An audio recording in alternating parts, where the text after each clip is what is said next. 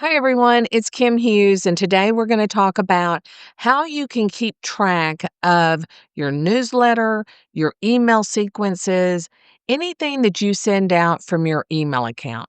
So, this is going to be all about email and how to stay organized with all the emails that you have coming in as well as that you have coming out. Welcome to the Unstoppable Real Estate Agents Podcast. I'm your host and real estate productivity expert, Kim Hughes. Join me as we focus on real strategies and implement real solutions designed for you to achieve major success in your business and life while getting you organized. So, the first thing I want to talk about is your email. So, regardless of whatever email program you're currently using, whether it's Outlook, Gmail, third party, whatever it may be, make sure that when the recipient receives an email from you, they know who you are. And, like with mine, some of my emails will go out as Kim Hughes and my phone number. Some emails just go out as Kim Hughes. So you kind of want to look at how is that email arriving in the recipient's email box and making sure that it's not going to junk. So there's a few things that I would recommend that you do is one, make sure that when you set up your email or go back and look at it, which I highly recommend you do, is just look and send it to yourself, send it to somebody on your team, send it to your husband, your wife, whoever, and have them just look at it and kind of critique what goes into your email. So the other part of it is when you are sending an email to someone and you are going back and forth, I'm sending you an email, I'm sending one back, etc. Make sure that in that subject line, you are putting in there what that email is about. That is probably one of the most frustrating things that I hear from agents is that they get an email and there's no subject line. If you're talking about a property, you should always put the property address. If you're going back and forth, let's say you're in negotiations, you're going back and forth, you should say, 123 Sioux Street, revision 2, revision 3, so that way, not only is it easy for you to keep up with, but it's easy for the recipient to keep up with and realize that if they got email revision 1 and then 3, they're missing number 2. So that way there's no confusion about, well, I didn't get that email. I didn't see that email. That is where a lot of issues and in contracts and conversations get hung up. So when you are sending an email, just make sure you put in the subject line what the email is about. And then if there are revisions to that email or to the attachment of that email, make sure you put in there what revision that is. And that keeps everybody updated on the latest revisions, etc. I even will maybe go as far as in an email, not in the subject line, but in the body of the email, say, "Hey, Sue, here's my third revision on." Hey, Sue, here's my thoughts on what you just sent me, something like that, so that it triggers them to look at what you're actually replying to or that you're, sending out for the first time or the 10th time. But everybody needs to make sure that they're looking at the correct email, not overlooking it, because I've had a lot of agents come back and say, "Oh my gosh, you won't believe what happened." And so email is really important to make sure that you keep it organized and systemized. Now, I will even go as far as if I send in an important email to you, I may follow up with a text and say, "Hey, I just sent you an email regarding this." And, that way they know to go check it. Text messaging is great, but a lot of correspondence needs to be done through email so that you have, a record of it. Yes, you can take a snapshot of the text messaging and everything, but having it in email is a really good way to do it. Now, if you're just firing back and forth, different things, that's fine on a text message. But when it comes to the important things and the documents and the conversations, put them in an email, subject line, and make sure they know what they are looking at. So it would say, "Hey, Kim, see below for my changes, see attached for my third revisions," etc. And then I want you to look at your signature line. Your signature line, you've heard me talk about this before, but I cannot believe how many agents will send an email without a signature. I don't care if you're replying yes, no, sure, not doing it, I'll meet you there. It should always have a signature line. Period. Yes, they know who you are, but every signature line should be in every email. So, what goes in a signature line is your name, your title, if you have a logo, a tagline, something like that, but then always put your email. Even though that they can reply to the email, you want them to see your email and make a mental note of it. And then your phone number, the best way to reach out to you. So in my signature line, I may say my phone number and then I'll put call/text.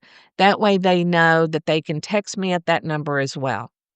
Then I'll also include my social media accounts. I mean, I'm pretty much on every social media platform. So I'm going to use the ones that are important to me and to my clients. So that's Facebook, Instagram. I'll put my YouTube, my Pinterest, my LinkedIn. I'm not really going to use X because I don't really do a lot with it. I have an account, but doesn't mean I need people to follow me or go over to that account and look for information. And as a real estate agent, you need to look at what social media platforms do you need to put in your signature line so that when they click on it, it goes straight to your page, straight to your profile, whichever one. And then you might even include, the privacy information, that the wiring information, because you want to make sure that you put that in there so people will know that you will never ask them for A, B, or C. And then, for those that are, land lovers, tree lovers, etc., you might put in there something about, please, think of the environment before printing this email. That's all you do. So, it's going to be long, yes, but that's okay because there is all your information. Oh, and put your website in there. So that way, if I am out on the road and I'm pulling up email on my phone and I'm looking for something from you, I'm going to look for the first email, make a phone call, text. I'm going to jump over on your website. Whatever I need to do, it's in every single email. Instead, I get a lot of emails from agents that it's totally blank. There's not even a name. So you need to look at your email settings to make sure that they're set up correctly, as well as it has all the information, because might be a little surprised at how much you might miss in business because you did not include that information. Just like on your social media accounts, every piece of information should be there. Every piece. How can people reach out to you? You just never know when you might have a missed opportunity because you didn't include that. If I'm sending an email from my phone, it will say, sending this from my phone, and it still has all my information. Yep, it's long, and that's okay. You don't have to read it, but you know it's there. And if you ever need to jump on and look at my email and find me somewhere, you know exactly where to go in my email to look for it. So when you're doing this, make sure that you do it correctly. Now, the other side of this that I highly recommend is, if whatever email program you're using, set up folders so that when an email comes in and it's regarding a certain property, let's say you have a listing and people are emailing you about that listing, you need to answer that email, and the email that you received, as well as the email you sent, should be moved over into that property folder. That way, if something comes up and you're looking for information on an email, you can go straight to that folder, open it up, and see every email that has either come to you or that you have sent out or replied to in that folder. That keeps it very organized. It keeps it very tight knit. And then when that property closes, then you will have a folder in your email program called archived properties, or whatever you want to call it. listings, sellers, whatever, and move that property that is now closed into that archived, move it to the archive folder. So, say 3 years from now, somebody wants to list, let's say somebody bought the house through you, they want to now sell it. You can go back and pull all the emails on that property prior to them or during the process of them buying it or whatever that conversation was. So that way, everything is really organized and you know how to find it. Now, when I say this, of course, everybody looks at it and go, oh, I'll remember. Oh, I'll remember. No, you won't. You'll forget. And then you'll empty your sent box or you'll empty your junk mail, and there goes all of your emails. So just make sure that any email that goes with a property or with a client goes into that folder. And then once it's closed or that issue is taken care of, you move it to an archived area in your email marketing program. If I am working with buyers, I do the same thing. I do it with the sellers. I recommend that you do it with, anybody that's contacting you on that property, whether it's a lead, a lender, the title company, the owner, etc., the other agent, everything goes into that folder. Then if you back up your email, then you always have it either in the cloud or in your Dropbox, whatever folder, whatever your backup system may be. So this is keeping you very organized as well as keeping your inbox cleaned out. So the way you should look at this is, say you have 5 properties, you have 5 property folders. People are emailing you about all those properties. So now you're getting emails all day long on top of other emails, on top of all the junk that you get. So make sure that everything that you have handled, get it out of your inbox, put it in that appropriate folder. Then you go in and you delete, or I block people that send me spam. So I don't even try to unsubscribe. I just block them because most times when you unsubscribe, it doesn't work. So if I unsubscribe and then I get an email, I'll give them at least one, but two, on number 2, they're getting blocked from me. So that's a really good way to keep your inbox cleaned out.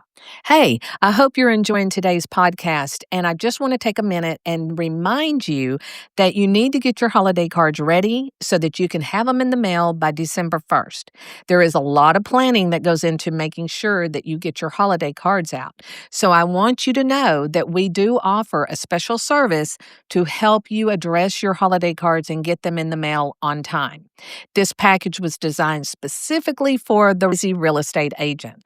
So we want you to stay top of mind and we want you to stand out with your clients. So this is an opportunity that if you do not have the time to do the holiday cards, then just reach out to us and let's have a conversation.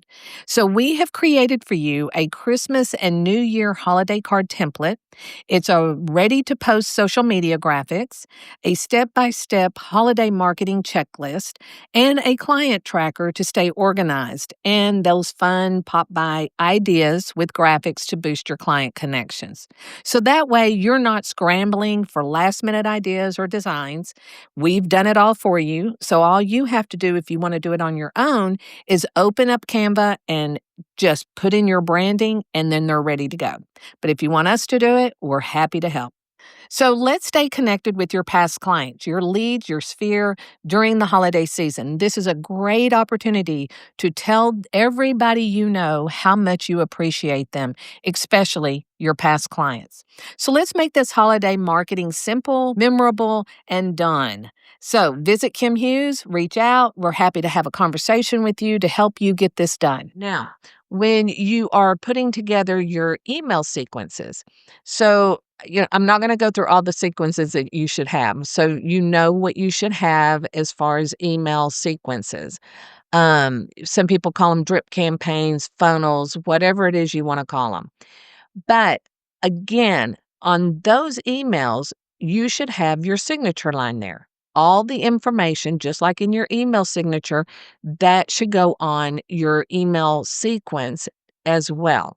So if you're sending it out through your CRM or you have an email marketing program, whatever you're sending emails through, third-party program, whatever, make sure that you have all that information in your signature line. It is so important because if I'm getting an email from you and I'm like, "Oh, I need to talk to her right now," and your information is not right there in front of me in that email, then I may forget or I may have to go look for it, and that's kind of irritating. That's taking time out of my day to have to go find information that should be right there in front of you. So kind of be mindful of that. And then go into your newsletter and look at how you have that contact information set up there. So, of course, your newsletter is gonna be a little bit different because you've got all kinds of information. So, as far as how do they contact you? A lot of people will say to me, well, can't they just reply? Absolutely, they can reply, but they still need all that information right there in front of them so they don't feel like they have to go look for it. Don't make them go take 5 minutes to look for an email with your phone number on it or look through their phone for your information. It should be right there at their fingertips and they shouldn't have to think twice except look at it and make that phone call or text that message.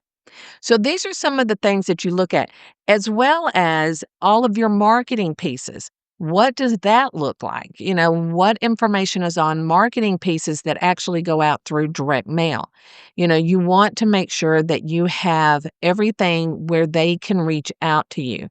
I'm not going to tell you to put every one of your social media platforms on that mailing piece, but it should have your name, your phone number, how they can reach you.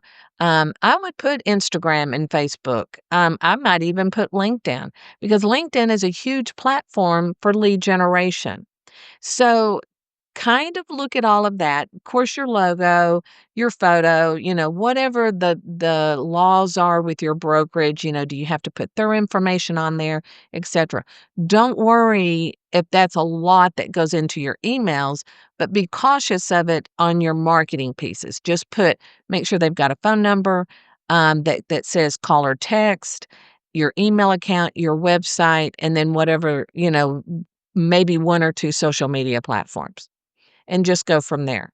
And so by doing this, what you're doing is you're making them realize, that that subliminal message type thing is that the more they see it, the more they remember it, the more they recognize it.